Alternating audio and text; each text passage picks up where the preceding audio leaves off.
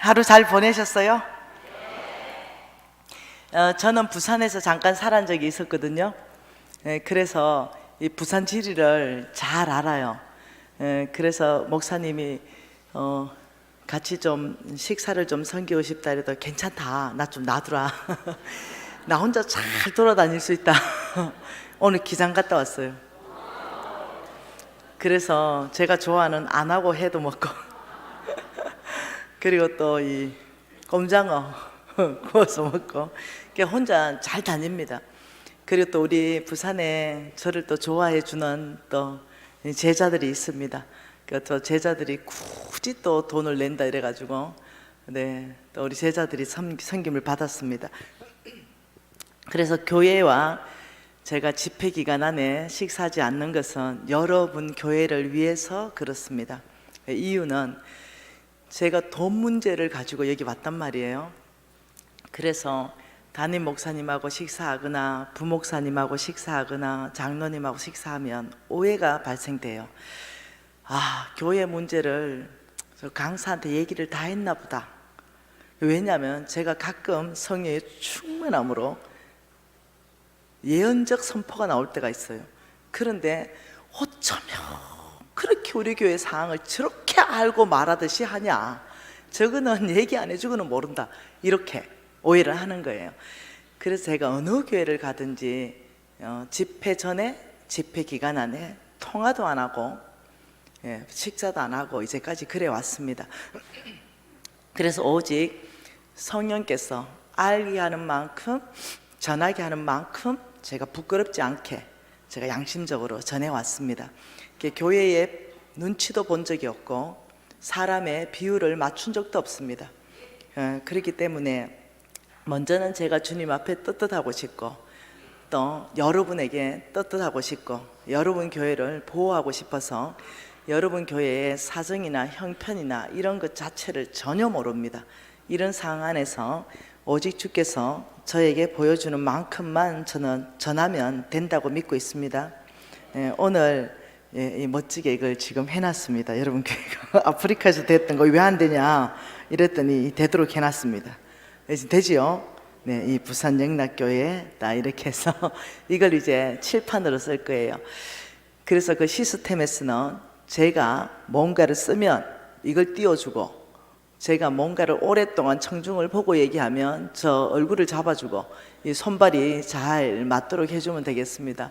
이게 잘 안 맞으면 중간에 성질을 막 냅니다, 제가. 그래서, 여러분 어떠세요? 하나님에 대한 기대가 큽니까? 제가 어저께 얘기했는데 증거 자료가 있는가 한번 봐보십시다. 제가 분명히 어저께 이것이 됐으면 이 증거 자료를 가지고 여러분한테 보여준다 이랬는데 그게 있는가 모르겠다. 없으면 내가 만들어 올게요. 지금 다른 아이패드에 있나 보다. 내일 보여드릴게요. 어저께 우리가 보았던 건 이겁니다. 시간 낭비하지 마라, 이거였어요. 많은 철학자들이 평생을 연구해서 답을 못 낸 것, 나는 누구인가? 난 어디서 왔는가? 난 어디로 가는가? 그 답을 못 낸 연구를 왜 하냐는 거죠. 아직도 답을 못 내고 있거든요. 근데 그걸 또 따라간다는 거죠. 그 답을 내기 위해서. 성경 밖에서는 답을 낼 수가 없습니다. 그리고 수많은 이 어떤 돛 닦는 사람들, 선임들이 죄 문제를 해결하기 위해서 엎어졌다 자빠졌다 엎어졌다 자빠졌다 이러면서 해도 그 문제를 1%도 해결 못하고 마지막에 나는 나의 죄 문제를 1%도 해결하지 못하는 것이 원통하구나, 이렇게 고백하면서 갑니다. 근데 그 길을 따라간다는 거죠. 근데 성경은 단 석 줄 안에 그게 다 나와 있다는 거죠. 너희들은 하나님의 형상이라. 그리고 어저께 그렇게 말했습니다. 하나님과 모든 만물의 사이는 무한대의 간격이다. 그리고 우리 사람도 모든 피조물에 들어가 있지만은 모든 피조물과 사람과의 거리는 또한 무한대다. 하나님과 피조물의 거리만큼 벌려 놓으셨다. 그러면서 주께서 말씀하시길 너희들에게 복 주며 이르시되 다스리라. 온 만물들을 사람에게 다스리도록 하나님이 주셨다는 거예요. 사람의 권위는 굉장한 권위라는 거, 이거 이해를 하셔야 된다는 거죠. 그러면서 우리가 봤던 것이 뭐냐면, 그러면 이 모든 것 안에서 하나님을 믿는 믿음이 필요한데, 이 믿음이 뭘까? 믿음에 대해서 어저께 심각하게 봤습니다. 그 믿음이다 이럴 때 사람들은 이 믿음을 안 움직이네.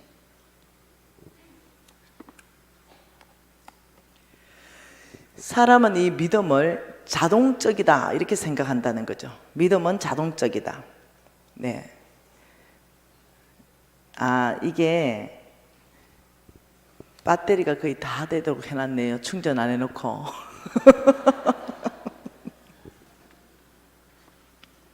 영락교회 화이팅.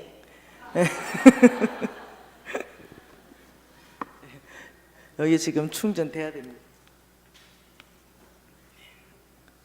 네, 이게 지금 아이패드 배터리 나가버렸습니다. 이거 내가 가져간 게 아니고 영락교회에 맡겨놓고 갔거든요. 그래서 믿음이다 이럴 때, 믿음은 하나님 음성 듣고서 하는 것이고 하나님 말씀 따라서 하는 삶인데, 믿음이 있다 이건 광신자가 되면 안 된다. 믿음은 반드시 순종, 하나님 말씀한 거에 대한 행동으로 내가 할 일을 반드시 하는 행동까지 가는 것이 순종이고, 그 하나님을 신뢰하는 것이 믿음이다 이렇게 얘기했어요. 근데 여러분, 믿음은 어저께 잘 생각해 보세요. 믿음은 자동적으로 된다? 믿음은 자동적으로 안 된다. 대부분 사람이 여기에 쏟는다는 거죠. 믿음은 자동적으로 된다라고 쏟는다는 거죠. 그래서 나는 목사님이고, 나는 선교사님이고, 나는 장로님이고, 나는 권사고, 나는 그래서 훨씬 더 다른 성도들보다는 믿음이 좋을 거야. 좋아, 실질적으로 이렇게 쏟고 있을 수도 있다는 거예요. 그런데 그런 영적 권위가 자동적으로 믿음으로 살게 하는 사람이 되는 건 아니라는 거예요. 예, 그리고 신앙의 연수가, 모태신앙이나 신앙의 연수가 많다고 50년 60년 믿었다고 믿음의 사람 되는 게 아니라는 거죠. 그러면 믿음의 사람은 어떻게 되는가? 어디서부터 답을 내야 돼요? 말씀에서부터. 여러분의 모든 질문, 그걸 자꾸 말씀 빼고 다른 데서 답을 얻으려 하기 때문에 그게 이제 문제라는 거죠. 여러분의 모든 질문, 나는 누구인가? 성경에서 답을 내면 됩니다. 나 어디서 왔는가? 성경에서 답을 내면 됩니다. 나 어디로 앞으로 가야 될까? 성경에서 답을 내면 됩니다. 재물은 어디에 있는가? 성경에서 답을 내면 돼요. 재물은 어떤 형태로 누구에게 주는가? 성경에서 답을 내면 됩니다. 그러면 믿음은 어떻게 형성되고 어떻게 믿음이 삶을 살 수 있을까? 성경에서부터 답을 내면 됩니다. 그래서 어저께 성경의 권위를 절대 위치에 두라. 절대. 성경 위치를 절대 진리이기 때문에 성경이 맞다라면 맞고 성경이 틀리다면 틀립니다. 내 생각에는요, 죄송해요, 없어요. 성경이 맞으면 맞는 거예요. 내 생각에는 아니요, 성경이 틀렸다면 그냥 틀린 거예요. 아버지, 내 생각에는요, 이렇게 착한 일을 했고 이렇게 법 없이도 사는 사람인데 단지 예수만 믿지 않는다는 이유로 지옥 가는 것이 합당하지 않습니다. 이게 내 생각이죠. 근데 성경은 뭐라고 말하냐면 죄의 대가는 사망이다. 이 죄를 씻을 수 있는 유일한 방법은 예수의 피밖에 없다. 예수를 믿어야 천국. 이거는 그냥 법이에요. 뭐라고요? 법이에요. 뭐라고요? 법입니다. 하나님이 정하신 법입니다. 이건 안 바꿔서요, 못 바꿉니다. 바꿀 수 있는 방법이 없습니다. 그렇다면 누가 바꿔야 돼요? 내가 바꿔야 됩니다. 내가 예수를 믿고 천국 가는 걸로 바꿔야 되지, 내 생각을 주장할 수 없다는 거죠. 그렇다면 성경 안에서부터 돈 문제도 마찬가지예요. 하나님은 돈을 잃은 사람한테 주겠다, 그 끝이에요. 그 하나님은 잃은 사람한테 주겠다 이러면 그 사람한테 주시는 거예요. 그래서 내가 바꿔야 돼요. 어떻게? 하나님의 재물을 맡을 만한 그릇으로 내가 바꿔야 되지 다른 방법이 없다는 거예요. 그래서 4일 동안 그 그릇으로 만들어가는 작업들을 배우려고 하고 있습니다. 그래서 믿음으로 살고 싶어요, 그죠? 저도 믿음으로 살고 싶고 여러분도 믿음으로 살고 싶고, 그러면 이 믿음으로 사는 것, 이 부분에 대해서 저와 여러분이 어떻게 하면 그런 믿음으로 살 수 있는가, 이 부분에 대해서 우리 예수님을 모델로 한번 삼아 보자는 거죠. 예수님은 어떻게 믿음으로 사셨는가? 우리 예수님이 오신 목적이 뭡니까? 마귀의 일을 멸하기 위해서 오셨고, 온 인류를 구원하기 위해서 오셨고, 삶의 모델을 제시하기 위해서 오셨습니다.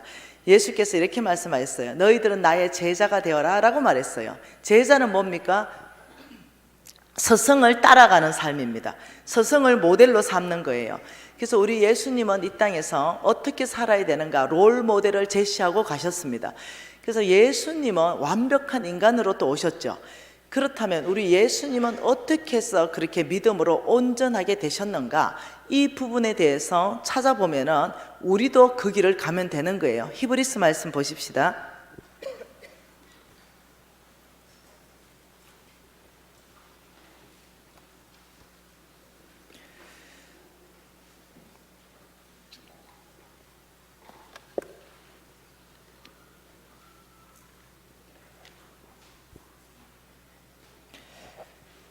여기 좀 충전 도와주세요.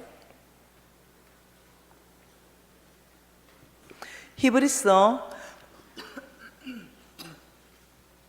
5장 말씀 보십시다.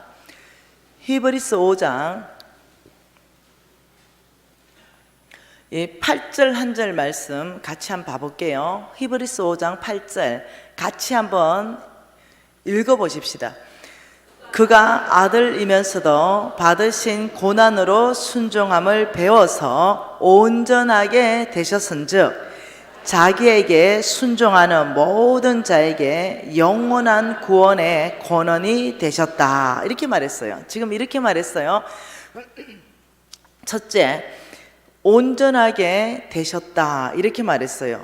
어떻게 온전하게 되셨다고 말하는 거예요? 그가 아들이면서 이렇게 말했습니다. 예수 그리스도가 아들이면서, 우리 예수님이 아들이면서도 무엇으로 순종함을 배웠나, 이렇게 말했어요. 자, 순종은 뭐라고요? 믿음이라고요. 믿음은 순종하는 거라고요. 그러니 하나님의 말씀에 순종하는 것을 우리 예수님도 배웠다, 이렇게 말하고 있다는 거죠. 순종이 자동적이다? 아니다. 믿음이 자동적으로 되는 것이 아니라 지금 뭐라 그럽니까? 그가 아들이면서 받으신 고난으로, 뭘로? 받으신 고난으로 순종함을 배웠다. 순종함은 자동적으로 되는 거다, 배워서 되는 거다. 선종은 배우는 거다. 근데 그 배우는데 웬만해간 잘 안 배워져요. 완악하기 때문에. 사람들의 중심이 완악하기 때문에 잘 안 배워져요. 그래서 어떠냐면 큰 내 안에 고난이 오면 놀랍게도 그 해결할 수 있는 방법이, 내가 해볼 거 다 해보거든요.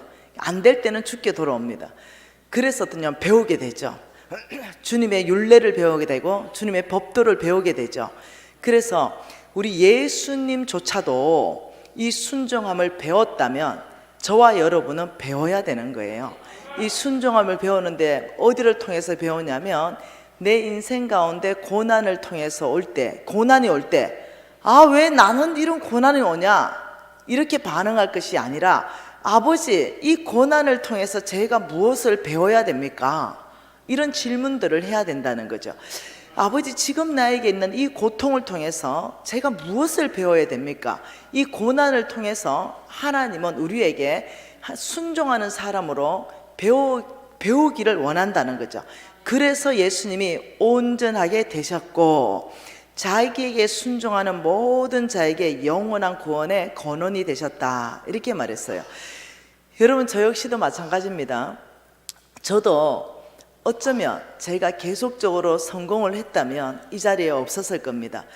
교회는 다녔겠죠. 그리고 봉사도 잘했을 것 같아요. 내 성향적으로 헌금도 많이 했을 것 같아요. 그런데 종교인이었겠죠. 정말 믿음의 삶으로 이런 삶은 살지 못했을 것 같아요. 근데 내 인생에 큰 고난이 왔습니다. 여러분, 시편 119편 한번 봐보십시다. 시편 119편.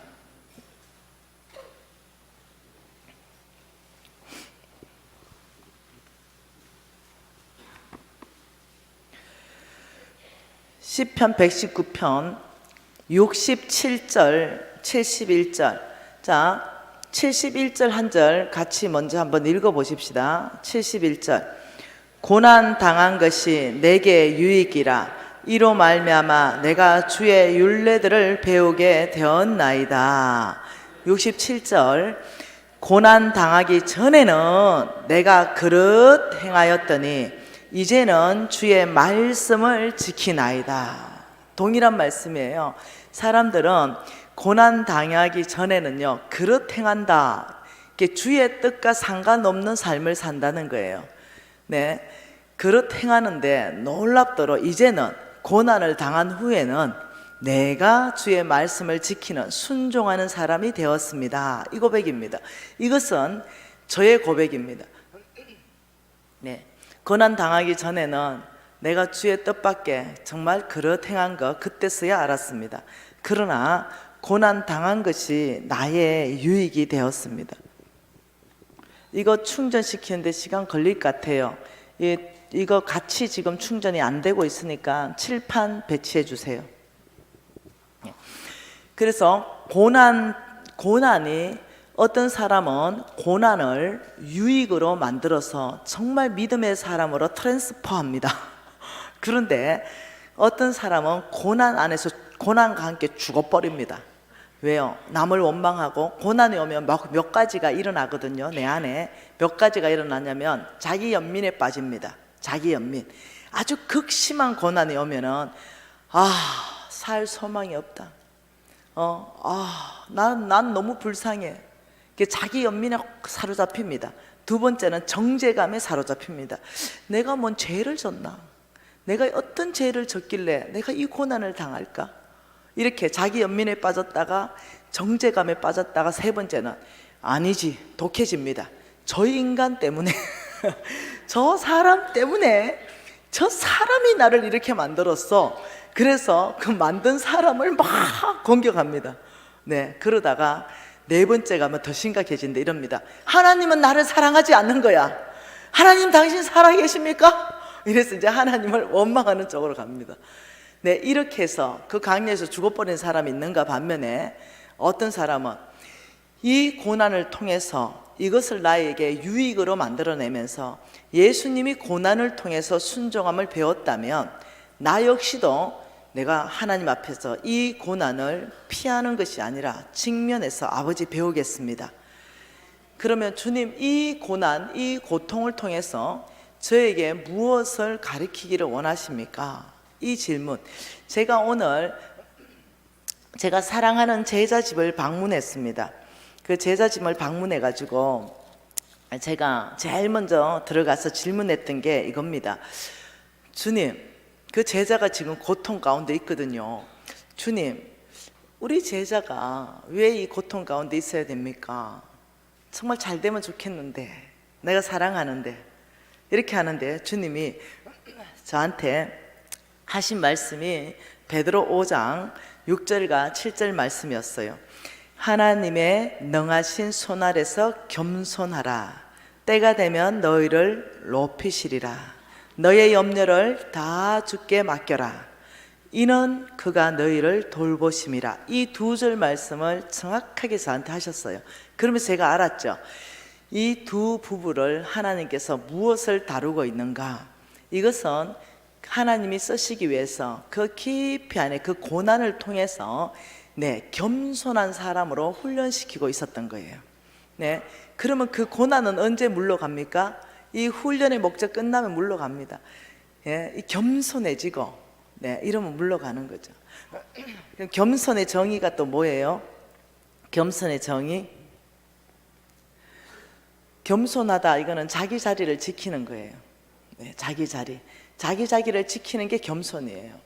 예를 들면 내가 옛날에 엄청 잘 나갔던 사람인데 여전히 잘 나간 것처럼 착각하면 안 된다는 거예요.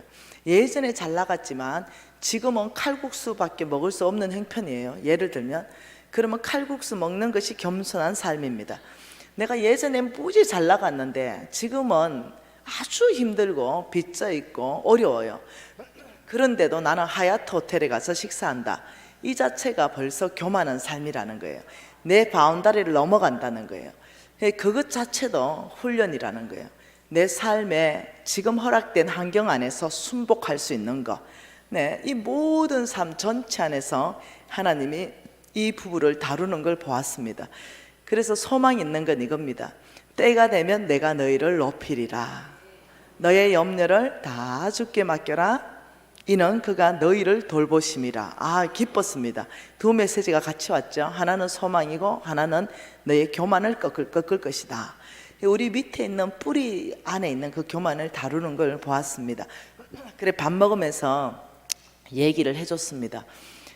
지금 너의 부부를 다루는 것은 하나님이 다른 게 아니라 그 뿌리 안에 있는 그 겸손을 심기를 원한다. 뿌리까지. 그래서 어떻게 하나님은 교만한 자를 대적하시고 겸손한 자를 가까이 하시고, 교만은 패망의 선봉이고 겸손은 종계의 앞잡이라. 이 부부를 높이 서시고 싶고 이 부부를 놀랍게 서고 싶은데 하나님이 그 안에 있는 걸 다루셔야 되는 거죠. 여러분, 제한테도 이 말씀을 하셨어요. 제가 불치병 걸리고 주님 앞에 있었을 때 주님께서 너는 나의 능한 손 안에서 잠잠하라 그랬어요. 나한테 잠잠하라. 네, 잠잠하라. 이 성경 말씀대로 겸손하라 이렇게 말하지 않았어요. 잠잠하라 이렇게 말했어요. 그러면서 하나님이 또 이렇게 말했어요. 남들이 너를 낮추면 너는 교만하였노라 라고 하고 그냥 잠잠히 있어라 이렇게 말했어요. 그래서 제가 알아들었어요. 하나님이 나를 무엇을 다루시는지 알았어요. 입을 좀 다물으라는 거예요. 왜냐하면 제 성향이 입 다무는 성향이 아닙니다. 네, 이 억울한 거 이거 못 참아요. 억울하니까. 그래서 나는 내가 이 억울한 걸 해결하기 위해서 모든 증거 자료와 증인들을 다 동원해서 나 이거 아니야, 이거 밝혀야 성질이 풀리는 사람이에요. 그런데 주님께서 10년 동안 훈련한 게 뭐냐면은 억울하면 억울한 채로 잠잠하라, 이걸 가르쳤습니다. 그 어느 날 너 예수님보다 더 억울하냐 물으셨습니다. 아, 그건 또 아니죠. 억울은 하지만 그것까지는 아닙니다. 그러면 잠잠하라 그랬어요. 억울한 게 한두 건이 아니었습니다. 첫째 억울한 거, 50억 진짜 빚졌을까? 사람들 오해, 뻥 아닐까? 두 번째, 저 50억 진짜 4년 반 만에 갚았을까? 어저께는 이제 100억을 간정을 했잖아요. 그러면 여러분은 안 그랬을 것 같아요. 다른 교회에서 그랬어요. 진짜일까? 이렇게. 그리고 일주일에 150억을 했다니까 뻥이겠지? 네, 이거. 그러면 나는 이제 다 밝히고 싶은 거죠. 예, 하나님이 10년 동안 저를 다루셨습니다. 저는 그 100억과 150억을 홍성근 목사님에게 드렸습니다. 그리고 홍성근 목사님은 그걸 받으셨고 전체 앞에 간증했습니다. 네. 여러분이 유튜브에 1억 건이 클릭이 된다면요, 말 한마디 잘못해보면요 묻어버립니다. 이해되시나요? 딜을 다 털어버려요. 네. 그래서 말 못합니다. 사실이 아닌 거 0.1%만 섞여 있어도 네, 영원히 묻혀버립니다. 네. 그런 시대에 우리가 살고 있기 때문에 여러분 안에 사단이 여러분 마음을 뺏어가죠. 어디로 뺏어가냐? 네, 진짜 관심 가져야 되는 메시지 말고 이런 메시지, 진짜 100억 했을까? 웃는 사람 좀 수상하대.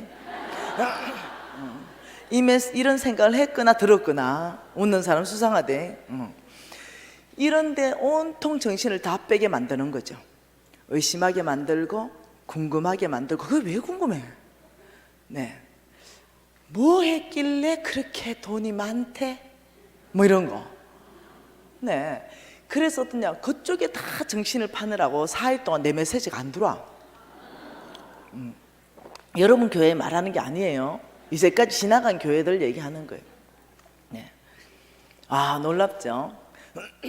돈을 받은 사람이 있고 간증한 사람도 있는데 안 믿어. 네. 그리고 우리 회사가 전 세계에서 가장 가장 뛰어난 영양제를 만드는 회사입니다. 네. 실질적인 레퍼런스가 있는 회사입니다. 미국에서 만들고 뉴질랜드에서 만듭니다. 그래서 우리 회사 영양제는 병원에서만 구입할 수 있어요. 그 영양제는 실질적으로 너무너무 탁월한 걸 임상 결과가 레퍼런스가 있는 영양제예요. 미국에서 그거 영양제 다 조사했을 때 우리 회사께 1위 먹었습니다. 1위. 예. 지금 그 영양제를 한국에서 판매한 거는 오래되지 않았어요. 부산에서도 병원이 아마 한 군데 들어가는 걸로 알고 있어요. 예. 부산에 아마 센텀년 성형외과인가, 네, 거기에 한 군데 지금 현재 들어가는 걸로 알고 있어요. 그러니까 이 병원을 통해서만 저희들이 공급을 하는 거예요. 그러니까 일반인은 못 구해요. 네. 그래서 실질적인 치료에 굉장히 도움을 주는데, 그런데 이렇게 말해요. 진짜일까? 그래 말하는데도 진짜 전 세계 가장 뛰어난 영양제 만드는 회사 사장 마누라 맞는가? 뭐 이런 거. 뭔 말 이해되죠? 그만큼 사람들 안에는 의심을 심어주고 가라지를 뿌려버리고 그래서 진짜 내가 말하고 싶은 그 본질이 못 들어가도록 끊임없이 막는다는 거죠. 혹시 여러분 안에도 그런 궁금증이 막 올라오고 이랬다면은 여러분 은혜 받는데 방해됩니다. 그냥 진짜예요. 네. 그래서 내가 병원 이름까지 얘기해 줬잖아요. 네, 가서 물어봐라고. 네, 그런 영양제가 있냐? 그게 진짜 김미진 회사가 맞냐? 물어봐라는 거죠. 그래서 어떤 경우에는 안타까울 때가 너무 많은 거죠. 네. 여러분에게 무슨 고난이 있든지 그 고난을 통해서 저와 여러분은 배우는 사람으로 바뀌기를 원합니다. 네, 자동적인 것이 아니라 믿음으로 사는 것은 배우는 것이다. 자, 한번 보십시다. 믿음으로 사는 것에 대해서. 자, 믿음으로 사는 삶, 이게 중요하기 때문에 그렇습니다. 믿음의 삶, 믿음으로, 이거 크게 잡아주세요. 어제처럼. 믿음으로 사는 삶, 이게 자동적이지 않다면, 이게 자동적이지 않다면, 그러면 이것을 뭐라고 그랬냐면 성경에서는 이 고난을 통해서 배워야 된다, 배운다, 이렇게 말했어요. 그럼 고난을 통해서 우리가 배우는 방법은 뭐냐면 질문하는 겁니다. 질문. 아버지, 이 고난을 통해서 제가 믿음, 순종하는 걸 배우고 싶은데 저희가 어떤 걸 배워야 됩니까? 아버지, 이 고난을 통해서 저에게 무엇을 가르치기를 원하십니까? 이러면 놀랍게도 성령께서 말하기 시작한다는 거죠. 어떤 사람은요, 인내, 어떤 사람은 용서하는 삶, 이런 거. 나처럼 말이 많은 사람, 이거 억울하면 못 견디는 사람은 입 닫는 훈련, 이런 거 하나님이 쓰시고 싶은데 성격이 장애가 되는 경우가 있을 때 이 성격을 다루어 주시는 거예요. 그 안에서 끊임없이 고난을 통해서 배우게 되면 놀랍게도 믿음의 사람으로 거듭나게 되는 거예요. 그러면 믿음으로 사는 사람이 자동적으로 되지 않는다. 이러면 무엇을 통해서 되냐면 훈련을 통해서 됩니다.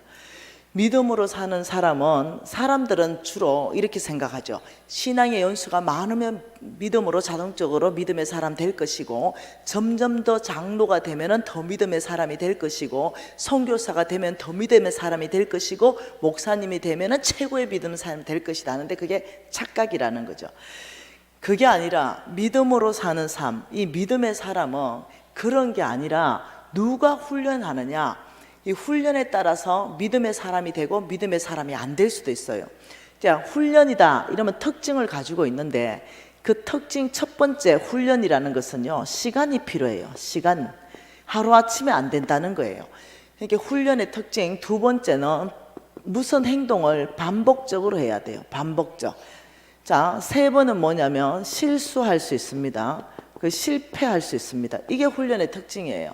김연아 선수가, 손연재 선수가 그냥 된 게 아닙니다. 박태환 선수가 그냥 된 게 아니에요. 많은 시간을 투자했고 많은 시간에 반복적으로 공중에 펌핑해서 3바퀴 반 점핑하는 거, 얼마나 많은 시간을 반복적으로 실수하고 넘어지고 실패했겠어요. 그러나 또 일어나서 또 도전하고 또 도전하고 또 도전하고 종래에는 이뤄냈습니다. 이게 훈련이에요. 그래서 제가 일본에 NCMN 왕의 재정학교에 가서 여러분, 믿음의 사람이 일단 재물을 돌파하게 되는데 이 믿음의 사람 되기 위해서 훈련하십시오. 이래서 훈련을 몇 가지를 가르쳐 줬습니다. 그리고 우리 NCMN 왕의 재정학교 그 1번 재팬에서 이제 그 배운 사람이 교회로 돌아갔습니다. 그리고 목사님, 저는 이제 믿음으로 사는 사람을 훈련하는 사람이 될 것입니다.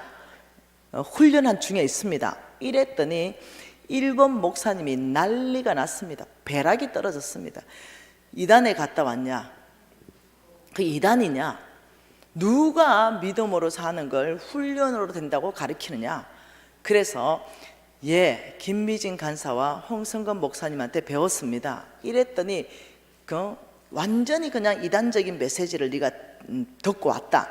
그 단체는 아마 이단이다. 막 이렇게 얘기했다는 거예요.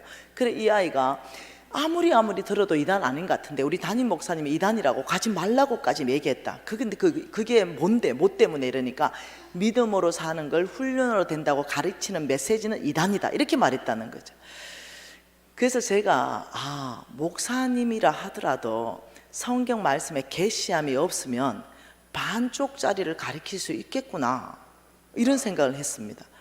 그래서 그 목사님은 그러면 믿음으로 사는 걸 어떻게 말씀하시더냐? 이러니까 오직 성령의 능력으로만 살 수 있다, 이렇게 말했다. 이거는 힘으로 되지 않고 이거는 능으로 되지 않고 오직 나의 신으로 된다.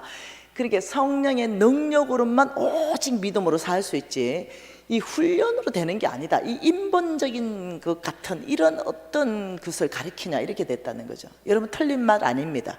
맞는 말이에요. 네, 성령 충만하고 성령 능력으로 틀린 말 아니에요. 그러나 반쪽입니다. 네, 이것만 강조하게 되면요, 결국은요 믿음으로 잘 못 살아낼 가능성이 굉장히 많습니다. 그게 아닙니다. 성경은 전체 안에서 뭐라고 말하냐면 그 전체 안에서 훈련이라고 말하고 있습니다. 성경은 출애굽시켜서 하나님께서 이들에게 광야로 이끌어 갔습니다. 왜 이끌어 가는지 알죠? 이 광야에 가서 훈련을 시킨 거예요. 광야에 가서 하나님이 누군지를 가르치고 하나님이 일하시는 방법을 가르치고 하나님의 전능하심을 가르치고 그들에게 기근을 보내면서 그 음식을 주는 분이 누군지 그걸 또 가르치고 끊임없는 훈련의 반복을 통해 가지고 이들이 광야 학교에서 훈련을 통해서 하나님이 누군지를 알아간 거예요. 그래서 신명기 8장을 대표적으로 한번 봐보십시다. 신명기 8장.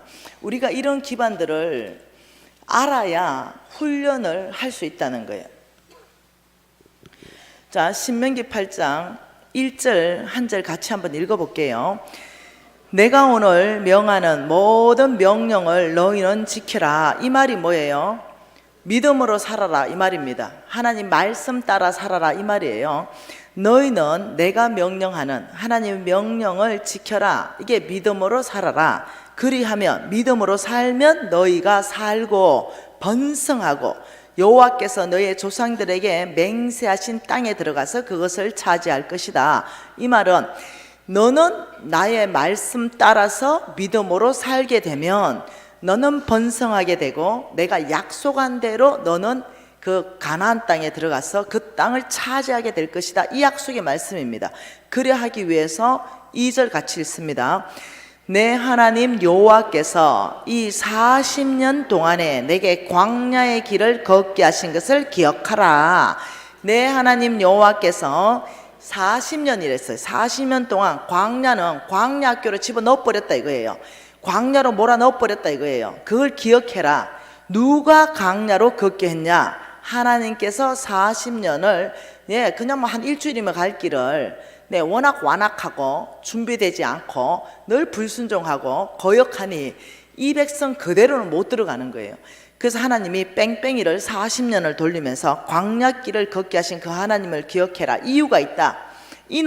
그 이유는 너희들이 모두 목이 곧은 백성이고 너희들이 교만하여, 그래서 내가 그렇게 광야의 길을 걷게 한 것은 뭐라고 말합니까? 너를 교만을 꺾겠다는 거예요. 너를 낮추겠다. 그리고 광야에 집어넣어서 너를 시험하겠다. 하나님은 시험하시는 분이십니다. 여러분, 시험 사단이 시험도 합니다. 그거 사단의 시험을 템테이션이라 그래요. 유혹이라 그럽니다. 하나님의 시험하고 달라요. 그러니까 하나님이 시험할 때는요, 그 사람을 믿음으로 사람으로 성장시키고 상 주기 위해서 시험하는 건 하나님의 시험입니다. 사단의 시험하고 야고보서 1장 보면 시험 일어나기 때문에 약간 헷갈리는데 다릅니다. 하나님이 너를 교만을 꺾고 너를 시험하는데, 그 시험하는 이유가 뭐라 그래요? 내 마음이, 너희들의 마음이 어떠한지, 하나님의 명령을 따라서 사는지 살지 않는지, 이 말이 믿음으로 사는지 네 뜻대로 사는지, 이걸 시험한다는 거예요. 그러면서 하시는 말씀이 내 마음이 어떠한지 그 명령을 지키는지 지키지 않는지 알려 하심이라. 그러니까 하나님이 알고 싶은 것 있다는 거예요. 그게 뭐냐면 네 중심이다. 믿음으로 사는지 안 사는지 그거 알고 싶은데, 그거 알려면 광야로 집어넣어 버리면 믿음의 현 주소가 나와 버린다. 이 믿음의 현 주소에서 믿음으로 따라가는 사람이 있고 거역하는 사람이 나오는 거예요. 그러면서 또 3절에 뭐라 그래요? 너를 낮추시며 너를 줄이게 하시며 또 너도 알지 못하며 내 조상도 알지 못하던 만나를 내게 먹이신 것은 사람이 떡으로만 사는 것이 아니요 여호와의 입에서 나오는 모든 말씀으로 사는 줄 내가 알게 하리라. 예, 내가 너를 또 교만을 꺾고 너를 줄이게 한다. 배고프게 할 것이다. 하루 벌면 하루 먹는 거예요. 돈이 모아지지가 않아. 늘 다람쥐 쳇바퀴 도는 삶. 이렇게 사는 이유는 사람이 떡으로, 그런 재물로 사는 것이 아니라 오직 여호와 입에서 나오는 말씀 따라 사는 믿음으로 살아야 되는지 네가 알아야 된다, 이 말이에요. 그러면 2절은 뭐예요? 하나님이 알고 싶은 것, 네 중심. 3절은 뭐예요? 네가 알아야 되는 것, 너희들이 알아야 되는 것, 오직 믿음으로 사는 것. 이 두 가지가 강야의 목적입니다. 나는 강야에서 너의 중심들을 알고 싶고, 너희들은 떡이 아니라 말씀, 믿음으로 사는 것을 너희들이 알아야 된다. 이게 광야의 목적이에요. 그러면 우리 안에 있는 어려운 강야는요, 이 두 가지 목적에 부합되면요, 여러분이 통과됩니다. 네, 내 중심이 하나님께 이제 보여지고 내가 주의 길을 따라서 가게 되면요, 강야는 빠른 속도로 지나가게 됩니다. 그래 되면 16절에 광야를 보낸 목적이 나오죠. 16절 같이 읽습니다. 내 조상들도 알지 못하던 만나를 광야에서 내게 먹이셨나니 이는 다 너를 낮추시며 너를 시험하사, 어디서 시험해요? 광야에서 시험하사 마침내 내게 복을 주려 하심이라. 하나님은 광야에 집어넣고 우리의 중심을 시험하면서 실질적으로는 복 주기 위해서 광야를 통과하게 하십니다. 어저께 모세도 얘기했잖아요. 그러면서 그 복이 무슨 복이냐면 12절과 13절의 복입니다. 같이 읽습니다.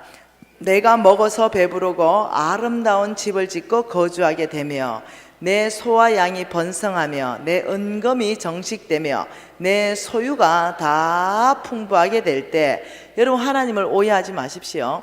우리 하나님께서는요, 우리가 아름다운 집을 짓고 거주하는 걸 원하십니다. 우리 하나님은 내 소와 양이 번성하기를 원하십니다. 내 은검이 정식되기를 원하십니다. 내 소유가 다 풍부하게 되는 걸 원하십니다. 그리고 하나님은 이것을 주겠다라고 말씀하시는 거예요. 그런데 이렇게 되면 14절에 우리들의 마음이 교만하여서 내 하나님 여호와를 잊어버릴까 내가 염려한다. 사람이 굉장히 부자가 되면은 교만해진다는 거예요. 아주 거들먹거려지고 갑질하게 되고, 사람을 똑같은 동등한 하나님의 인격, 의사도 하나님의 형상, 청소부도 하나님의 형상, 가치는 똑같아요. 예, 10,000원짜리가 빳빳해도 10,000원, 구겨져도 10,000원, 더러워도 10,000원. 네, 이게 다 똑같이 10,000원의 가치가 있어요.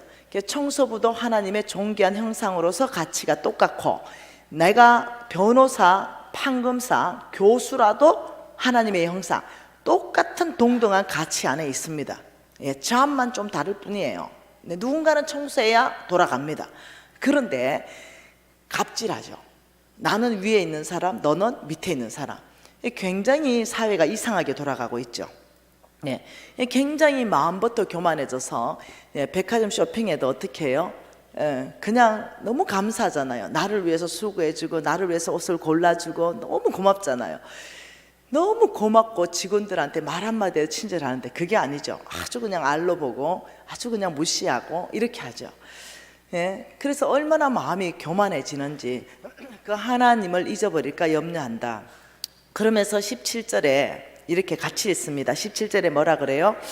그러나 내가 내 마음에 이르기를 내 힘, 내 능력, 내 손의 힘으로 내가 이 재물을 얻었다. 얼만큼 교만하나? 하나님이 복 줘도 절대로 이 하나님의 복에 대해서, 하나님의 주권에 대해서 인정 안 합니다. 내가 잘났고 사업수단 있고 내가 PT 잘하고 내 힘, 내 능력, 내 지혜로 내가 이 재물 얻었지 뭔 하나님이 줬다고 말하냐, 내가 사업 잘했는데, 이렇게 얘기한다니까요. 그런 사람은 이렇게 하나님이 쭉 한번 눌러놓으면 병원에 가서 한 달만 꼼짝달싹하게 안 오면은요, 그때는 묵상을 많이 합니다. 돈이 이래 많아도 이거 완전히 내가 손발 아무것도 꼼짝 못하니까, 야, 이거 보통 일이 아니네. 그 의사가 이제 당신은 불치병입니다, 나는 못 고칩니다, 이러면 이제 누워서 꼼짝도 못 하는데, 그때 되면 돈도 필요 없습니다. 아이고 주님 한 번만 살려주면, 이제 겸손, 거의 교만했던 건 다 떠오릅니다. 그때부터는 완전히. 그리고는 회개하고 울고불고 새 사람 돼서 나오고, 하나님 한번 눌러주면 그 간단하게 해결됩니다. 근데 하나님은 그렇게 안 하시죠. 하나님은 노하기를 더대하시고, 하나님은 자비로우시고 은혜로우시며 오래 참으시고 기다리시는 거예요. 그래서 하나님이 내 능력, 내 손의 힘으로 네가 이 재물을 얻은 것이 아니다. 그러면서 18절에 뭐라 그럽니까? 내 하나님 여호와를 기억하라. 그가 내게 재물 얻을 능력을 주셨음이라. 이렇게 말하는 거예요. 재물 얻을 능력이 어떤 사람은 어떻게 오냐? 머리에 다 옵니다. 머리. 두뇌, IQ. 우리 신랑이 특히 그런 사람입니다. 우리 신랑은 천재입니다. 우리 신랑의 키가 187이고 몸무게는 한 78 정도 됩니다. 거의 모델입니다. 지금도 얼핏 보면은 30대 초반처럼 보입니다. 자기 관리가 철저합니다. 그래도 좋은 영양제를 드십니다, 그분은. 그리고 나보고 사 먹으라 해서 내가 기분 나빠서 안 먹어버립니다.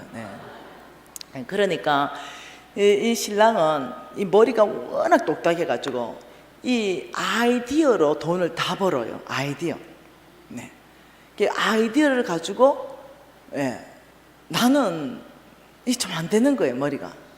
그러니까 뼈가 빠지도록 고생하는 거예요, 늘. 뭔가 만들어가지고 바리바리 싸들고 가가 무역해야 되고 팔아야 되고 막 이래가 돈 벌어오는 거예요. 그러니까 나하고 돈 버는 수준이 다릅니다.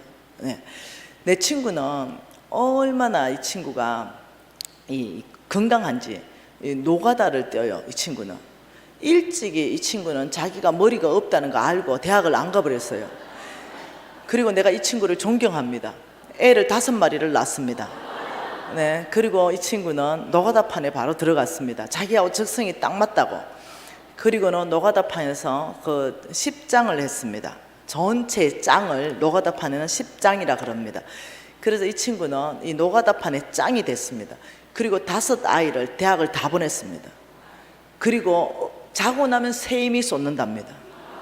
처음에 노가다판에 갈 때 이거 모래 짐지고 막 6층 7층 올라가고 이러고 끄떡없이 올라가는 거예요. 우리 신랑이 모래 짐 하나 지고 6층 올라가면 그날 순교했어요. 순교. 못 올라가요. 우리 신랑은 그런 건강한 사람이 아니에요. 그러니까 사람마다 다 뭐가 있냐면은 하나님이 재물 얻을 능력을 따로 줍니다. 어떤 사람은 건강하게 만들고 어떤 사람은 두뇌 있게 만들고, 근데 굉장히 똑똑해요. 굉장히 똑똑하게 만들어 놓으면 놀랍죠. 내가 잘난 거죠. 내가 잘나서 그렇다. 내 친구 하나 중에 의사가 있습니다. 그 시골 친구입니다. 의사가 있는데 이 친구가 진짜 좋은 의대를 나왔고, 이 친구는 외과 의사입니다. 수술을 너무 잘합니다. 근데 이 친구는 아주 시골에서 자랐기 때문에 늘 우리를 만날 때는요, 의사 자격증을 칼라 복사를 해가지고 코팅해 놨습니다. 그리고 그 가방에 항상 들고 다니고, 우리 밥 먹을 때 그걸 먼저 딱 펴놓습니다. 그리고 허무하면서 내 평생의 수고의 대가가 이 한 장이다 이러면서 지 의사 된 얘기 또 합니다. 그리고 야, 내가 얘기했죠. 네 의사 된 거 이거 네 힘이 아니다. 하나님이 특히 네 DNA를 이 똑똑하게 만들어 가지고 너는 공부하면 저장이 다 된다. 그래서 하나님의 은혜인 줄 알아라. 재물 얻을 능력이 머리에 다 모여 있다. 너는 이러면 이렇게 말해요. 너는 맨날 그 하나님 얘기하는데, 그 안수 집사거든요. 너는 맨날 하나님 얘기하는데 내가 의사 되기 위해서 하루에 4시간 잤다. 4시간. 내가 중학교 때부터 4시간씩 자가지고 내가 얼마나 코피 터지면서 공부했는지 아느냐. 그 내가 했다 이거예요. 그래서 내가 이렇게 말했습니다. 네 우리 집 가난한 거 알지? 우리 집 가난해가 우리 엄마가 대학 시킬 능력이 안 되는 거죠. 그 나한테 이렇게 말했습니다. 장학금 받고 다니려면 다니고 말라면 말아라. 그래가지고 대학을 3개나 다니면서 우리 엄마가 돈 대준 게 단 한 건도 없습니다. 그래가 장학금을 받아야 되니까 내가 이제 장학금을 내 머리 가지고는 도저히 장학금을 못 받을 것 같으니까 내가 아르바이트를 했어요. 아르바이트 나가보니까 그때 시급이요 1,700원 했어요. 1,700원씩 받아가지고는 절대로 이 등록금을 못 내는 거예요. 그래서 차라리 공부를 해가 장학금을 받아가 전면 장학생이 돼야 되겠다. 이게 더 빨라요. 그게 내 안 되는 머리 가지고 내가 이 장학금을 받은 사람이에요. 그러니까 이 안 되는 머리로 장학금을 받으려니 얼마나 코피 터지게 공부했겠어요. 그래서 내가 내 목표가 뭐였냐면은 서울대 가는 게 목표였어요. 서울대 이러면 여러분이 아는 서울대가 아니고 대학이 주소가 서울시로 나오는 거예요. 이게 나의 목표였어요. 꽤 공부했거든요. 죽으라고 왜 서울, 나는 막 전문대도 좋아. 막 대학이 서울시면 좋겠어. 네. 그랬는데 지방대 갔습니다. 이게 도저히 성이 안 차서 또 공부했습니다. 또 지방대 갔어요. 이게 성이 안 차서 또 공부했어요. 또 지방대 갔습니다. 나는 서울시 이름 붙은 대학 나온 모든 사람을 존경합니다. 그래서 내가 이렇게 얘기했죠. 야, 나도 우리 엄마가 저렇게 말해가 내 고등학교 때부터 잠을 4시간 이상 자본 적이 없다. 내 장학금 받고 다니려고. 근데 나는 지방대고 니는 또 서울에 있는 대학 중에 최고 대학이 의과대학 들어갔다. 야, 나도 4시간 자고 니도 4시간 잤다. 무슨 말인지 내가 모르겠냐. 내가 하나님이 네 DNA는 나보다 다르게 만들었다. 니는 니를 다 보니 머리를 똑똑하게 해야 먹고 산다. 니는. 근데 나는 굳이 그렇게 똑똑하게 안 해도 다른 재능을 주셔가 먹고 살게 하셨는 아이가. 얘가 안 믿어요. 그걸 안 믿어. 내 힘, 내 능력, 내 지혜, 내 방법. 내가 이래 니는 하나님이 쫙 눌러놔야 그 교만이 좀 빠지겠다. 이렇게 말했어요. 그래서 내가 이렇게 말했어요. 성경 전체를 읽어보니까 하나님이 누르는 방법은 2가지더라. 첫째는 병을 보내더라. 2번째는 네 재산을 다 가져가시더라. 배고프게 기근 보내시더라. 하나님이 여러분 성경 전체 안에 다루시는 방법은 2가지입니다. 한쪽으로는 병을 보내고 한쪽으로는 기근을 보내고. 네 조심해라.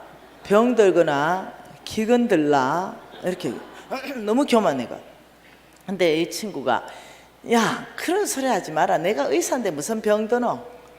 나는 한 달에 한 번씩 피검사한다. 뭔가 째맨만 보여버리면 내가 다 처리한다. 걱정하지 마라. 그러면 기근 들겠지. 기근 안 든다. 왜? 이러니까 나 빌딩 하나 사놨다. 내가 기근 들려면 그 빌딩에 뭐가 지진이 일어나야 된다. 서울시에 지진 났다 소리 들어봤나? 이렇게 교만한 거야. 근데 내가 니는 안수 집사까지 돼가 내가 망하는 거 못 봤나? 이러니까 아, 니는 부정직했다 아이가 내고. 나는 좀 부정직했지만 그 지는 정직하다 이거예요. 그렇지, 니 교만하잖아. 그럼 부정직이나 교만이나 하나님이 뭐 누르면 같이 눌리지. 이랬는데 죽어도 자기 힘이라는 거예요. 근데 몇 년 전에 이 친구 중풍 들었네요. 실화입니다, 실화. 입이 돌아갔어. 그래가지고 내가 이렇게 말했어요.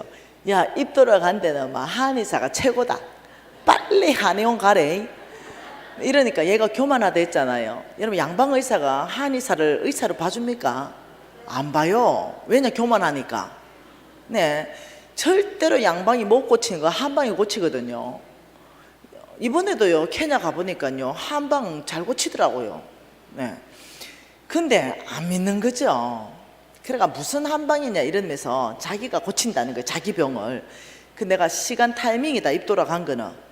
네, 빠른 속도로 침을 놔야 입이 제자리 돌아오니까 빨리 한방 가라. 죽어도 안 가요. 그래가 시간을 놓쳐가지고 아직도 입이 돌아가가지고 반만 돌아오고 그대로 돌아가 있어요. 그런데 손이 떨릴 거 아니에요, 중풍이 왔으니까. 그 외과 의사잖아요. 이게 끝났어요.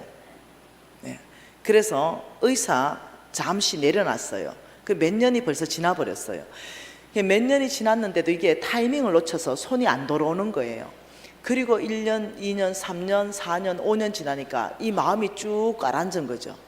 그러더니 얘가 이렇게 말해요. 어느 날, 미진아, 아무래도 내가 교만해가지고 요래된 거 같아. 그래요. 그러더니 의료 선교 나가야 되겠다. 한국에서는 못하고. 이래서 의료 선교 다닙니다. 그 정도 되면요, 신앙 무지하게 좋아집니다.